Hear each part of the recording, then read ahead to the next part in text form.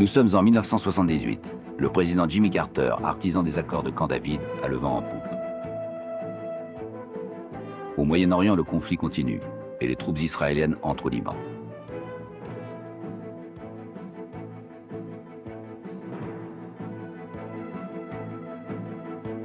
Les États-Unis font un nouveau bond en avant dans la conquête de l'espace avec leur navette spatiale.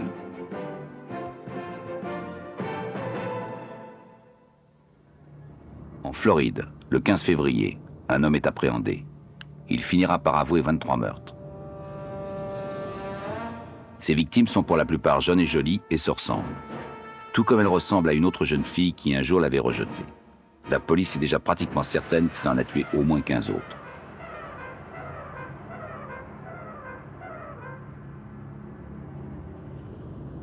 Le 15 janvier 1978, à Tallahassee, une étudiante est retrouvée violée, battue et étranglée dans le foyer de l'université.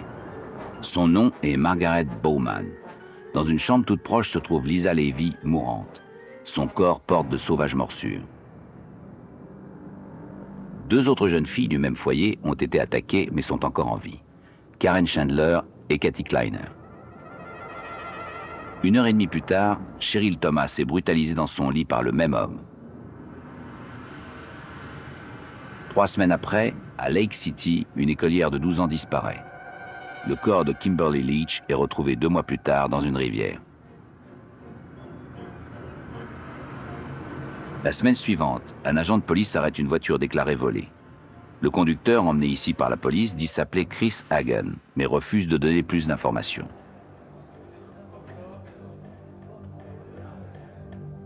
Puis il affirme être Kenneth Misner, de Tallahassee. Mais ce nom n'est qu'un de ceux figurant sur l'une des nombreuses cartes de crédit volées qu'il détient.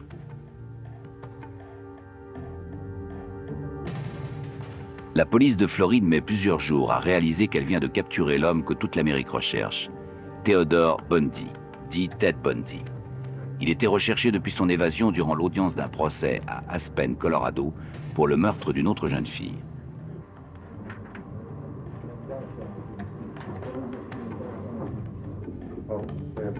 Désormais, la police de Floride tente d'établir un lien entre des meurtres récents et la disparition de plusieurs jeunes femmes de la région. Bundy nie fermement toutes les accusations, persuadé qu'aucune preuve n'existe pouvant l'associer au terrible meurtre du foyer d'étudiantes, ni même au suivant. Mais il perd son sang-froid lorsque la police insiste sur les morsures de Lisa Levy. Bundy oppose une résistance farouche, et il ne faudra pas moins de 6 hommes pour le maintenir dans sa cellule, afin de pouvoir prendre l'empreinte de ses dents et ses photos. L'empreinte correspond bien aux morsures trouvées sur les fesses de Lisa Levy. À présent, il entreprend de charmer son entourage. Tous ceux qui ont rencontré Ted Bundy conviennent qu'il était intelligent, cultivé et de belle prestance. Et pour la plupart, ils ont peine à voir en lui un escroc et encore plus l'un des tueurs les plus sauvages que la terre ait porté. Ce qu'ils ignorent, c'est qu'il est le psychopathe type, plein de rage et capable de tuer sans le moindre remords. Fait inhabituel chez le tueur en série, les femmes le trouvent fort attirant. Voilà pourquoi elles seront si nombreuses à se laisser séduire, ce qui leur sera fatal. Ted Bundy était un charmeur. Il pouvait tout obtenir de vous. Il était prévenant, plein de magnétisme. C'était une personne agréable, aimable, attirante. Enfant naturel, né à Philadelphie en 1946, le jeune Bundy est intelligent, mais solitaire. À l'université de Stanford, il se fiance avec une jeune fille brune, aux cheveux mi-longs séparés par une raie. mais elles rompent leur fiançailles, le déclarant affectivement immature. D'après les psychiatres, cette rupture aurait eu l'effet d'un détonateur. En effet, la plupart des 40 femmes disparues après leur rencontre avec Bundy avaient les cheveux foncés, également séparés par une raie.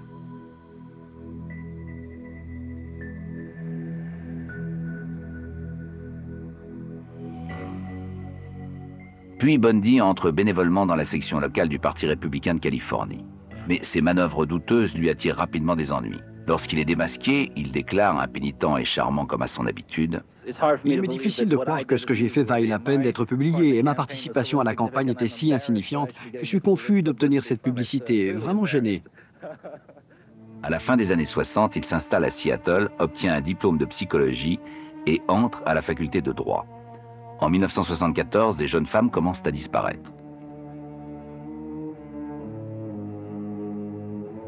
Le 31 janvier, Linda Haley, 21 ans, étudiante à l'université de Washington, est portée disparue. Puis Donna Mason, 19 ans, étudiante de l'Evergreen State College, ne rentre pas d'un concert de jazz. Suzanne Rancourt, une autre étudiante âgée de 18 ans, se rend au cinéma. On ne la reverra pas. Roberta Parks, 22 ans, disparaît un soir au cours d'une promenade. Un inconnu quitte ce bar de Seattle en compagnie de Brenda Ball. On ne la reverra plus vivante. Son corps ravagé est retrouvé quelques mois plus tard, non loin de là, sur une colline, ainsi que plusieurs autres corps en décomposition, dont celui de la première victime de Seattle, Linda Haley.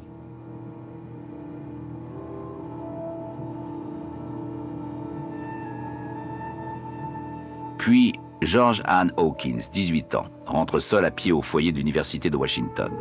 Elle n'y arrivera jamais. Il y a foule sur la plage de Lake Sammamish en ce 14 juillet 1974. Un homme portant le bras en écharpe, qui dit se prénommer Ted, demande à plusieurs jeunes femmes de l'aider à charger un bateau sur sa voiture.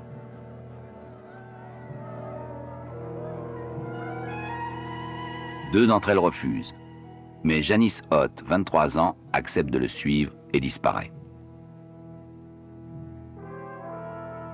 Peu après, Denise Nasloun disparaît elle aussi de la plage. Le 7 septembre, leurs deux corps en décomposition sont retrouvés ensemble près du lac, de même que celui d'une autre femme non identifiée. D'autres restes humains seront également découverts aux alentours.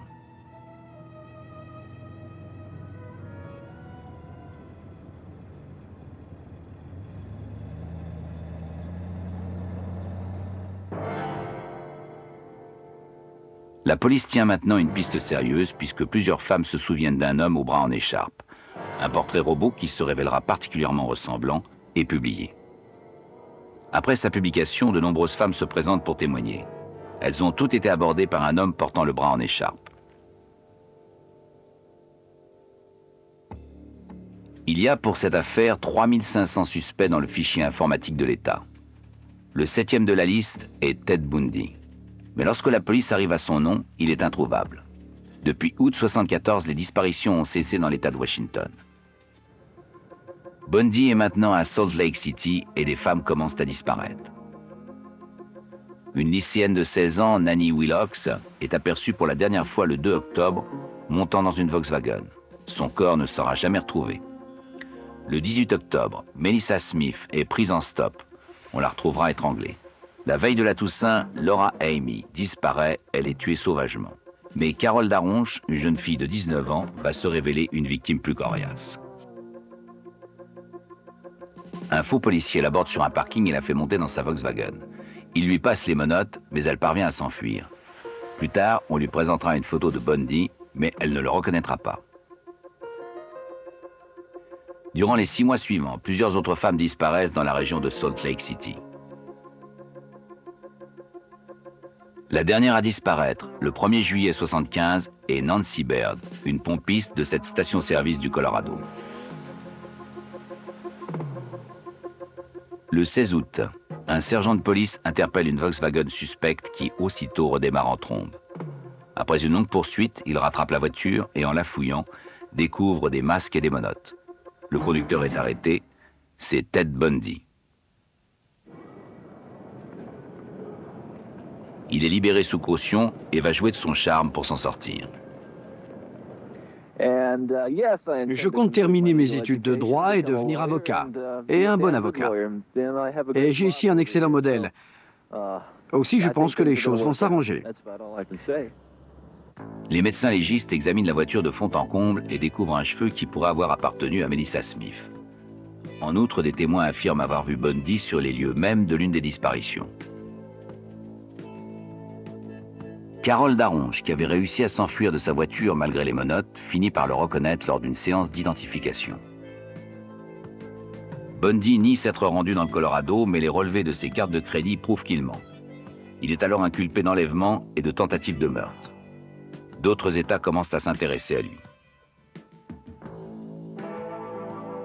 Après une bataille juridique de 13 mois, il est reconnu coupable d'enlèvement aggravé. Il doit ensuite répondre d'autres charges. Je dois rester maître de moi-même, je dois rester calme, je dois conserver ma présence d'esprit parce que tant que je ferai cela, je pourrai m'en sortir.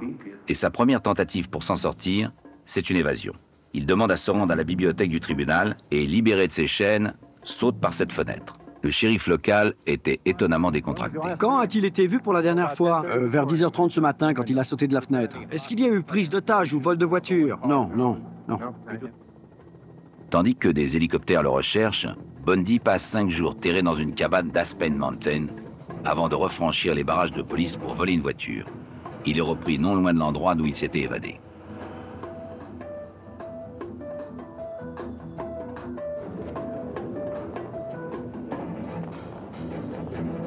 Il décide alors de perdre du poids et, fin 1977, il est assez maigre pour tenter une autre évasion, cette fois par un trou découpé dans le plafond de sa cellule.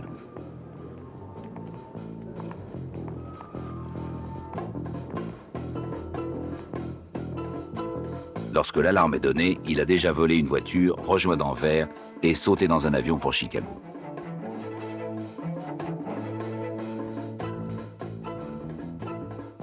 De là, il reprend l'avion pour la Floride. Ses pulsions meurtrières deviennent insoutenables et peu de temps après les meurtres de Tallahassee et de Lake City, il est de nouveau arrêté au volant d'une voiture volée. Malgré les marques de dents révélatrices, les autorités craignent ne pas détenir suffisamment de preuves concrètes. Elles lui font une offre.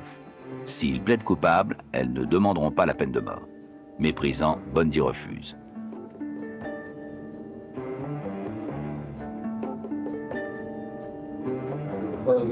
En outre, il se plaint durant l'audience que son équipe d'avocats le tient à l'écart de l'instruction. Mais le juge ne se laisse pas influencer. Ce tribunal affirme clairement et sans ambiguïté que vous avez le meilleur avocat qu'un prévenu de l'État de Floride ait jamais eu. Néanmoins, Bundy s'obstine à vouloir assurer lui-même sa défense. La Cour devra donc décider s'il est assez sain d'esprit pour le faire.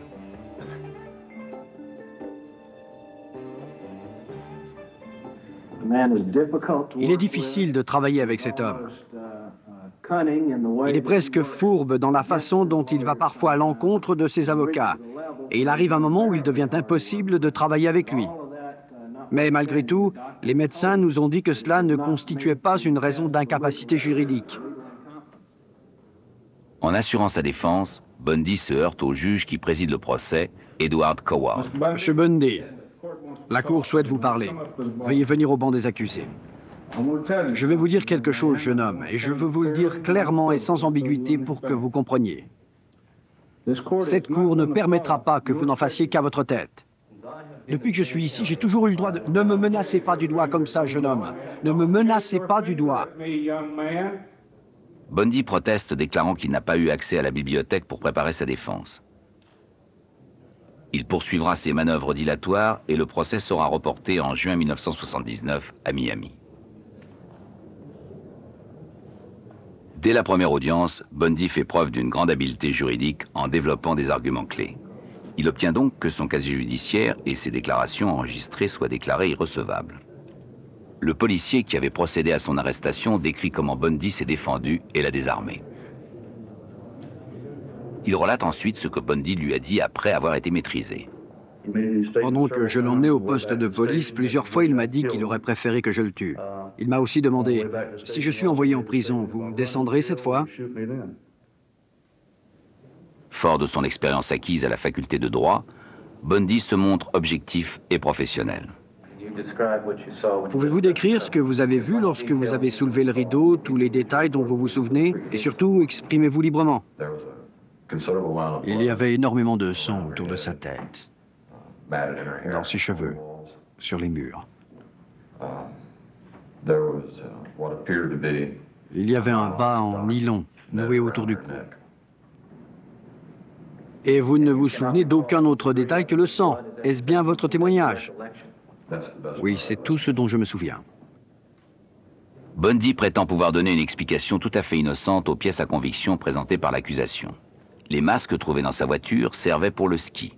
Les tuyaux métalliques n'étaient pas des armes, mais bien des pièces de la voiture. Et les bas nylons étaient destinés à être portés et non pas à étrangler.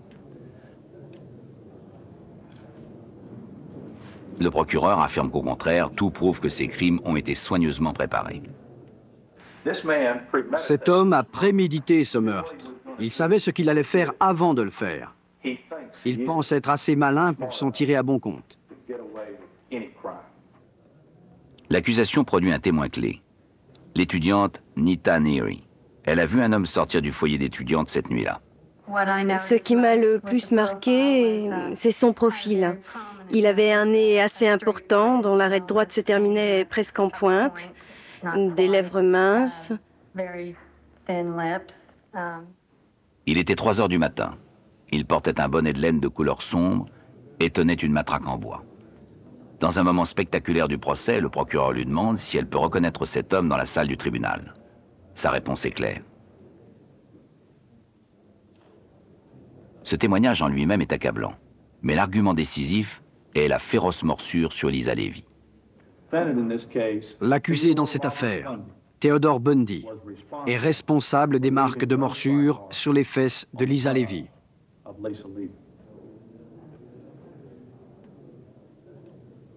Bundy affirme que ce n'était pas lui, mais l'empreinte de ses dents est accablante. Conscient que c'est un point faible, il va à la barre pour nier. Votre nom, s'il vous plaît? Theodore Robert Bundy. Lorsque vous avez été arrêté le 15 février 78, votre incisive supérieure droite était-elle ébréchée? Non. Il use de toute son ingéniosité pour atténuer l'importance de ses preuves. Ce qu'il faudrait plutôt établir, c'est si mes dents pouvaient laisser une telle marque ou si elles l'ont réellement laissée.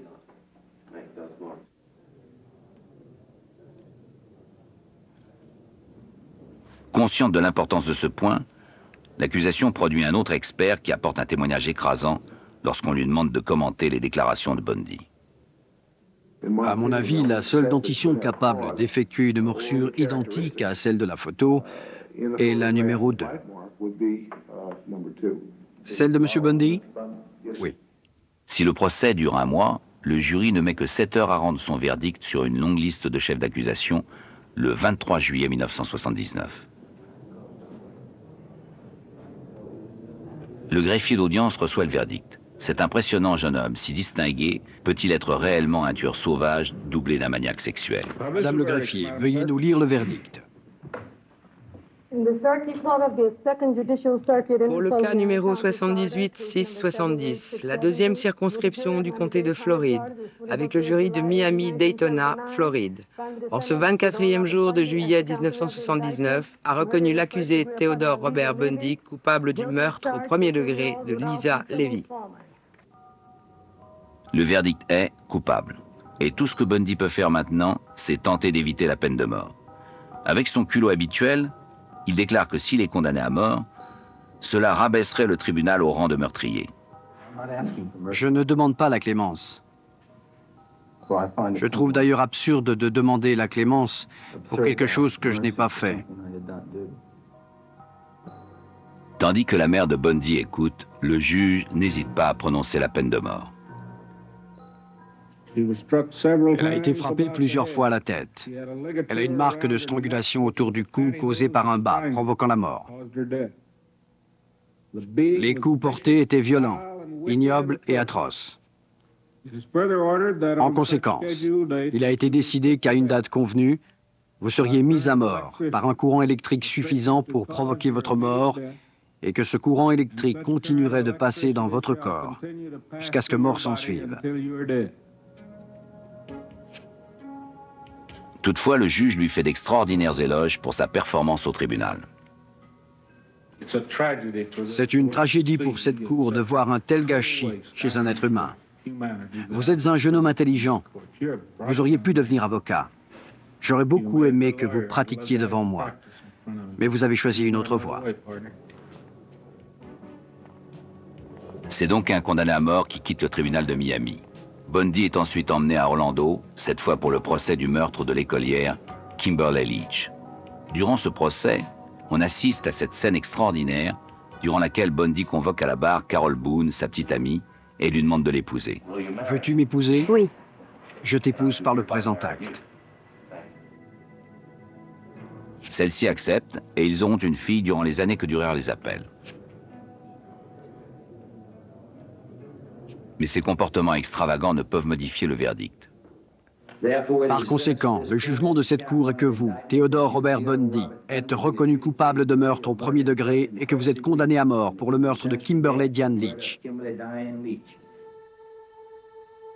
Presque 9 ans de recours juridiques vont suivre.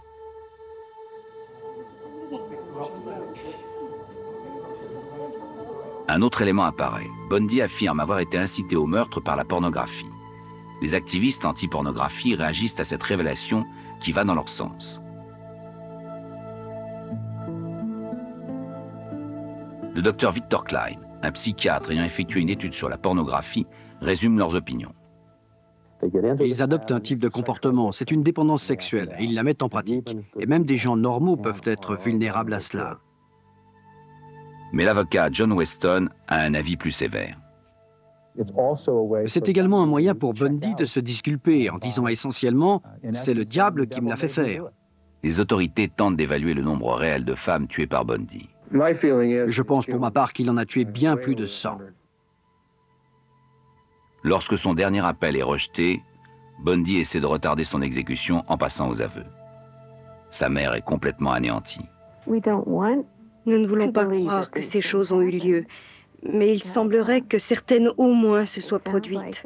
À moins qu'il n'invente tout cela. Et pourquoi le ferait-il? Lorsque cette tactique échoue, il se fait implorant. Ce dont je parle va au-delà du châtiment. Ce châtiment que les gens veulent pour moi. Oui, c'est au-delà du châtiment et de la punition. Parce qu'il n'y a aucun moyen au monde qui pourrait rendre ces beaux enfants à leurs parents et soulager leur douleur.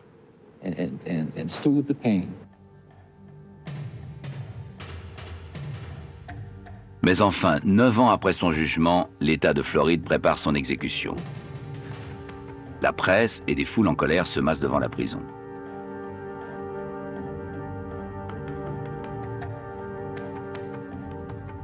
Le matin du 24 janvier 1989, à 7 h, Ted Bundy est finalement conduit à la chaise électrique. Theodore Bundy a été exécuté à 7h16 ce matin sur la chaise électrique devant le gouverneur de l'État. Il a été exécuté pour le meurtre de Kimberly Leach, 12 ans, de Lake City, Floride. Comme vous le savez, il était également sous le fait d'une autre condamnation à mort. Un témoin officiel décrit ses derniers instants. Ted Bundy était très secoué lorsqu'on l'a emmené dans la pièce. Il a fallu l'aider.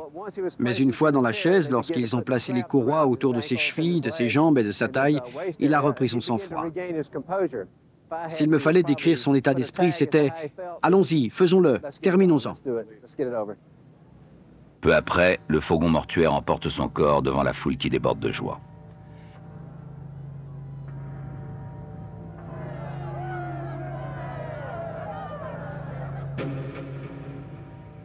Il restera dans les mémoires l'un des psychopathes les plus intelligents, avec un nombre impressionnant de victimes, digne de rivaliser avec le personnage d'Hannibal Lecter dans Le Silence des agneaux.